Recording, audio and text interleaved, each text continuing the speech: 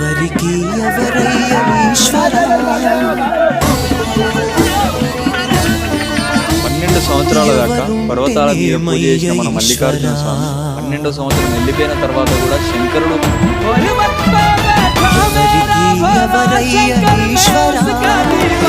మరు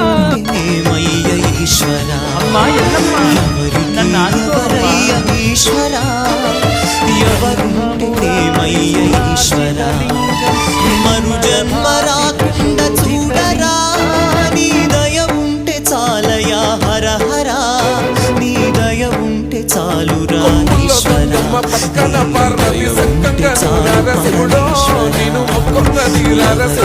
ఎవరయ్య ఈశ్వర ఎవరుంటే నేమయ్య ఈశ్వర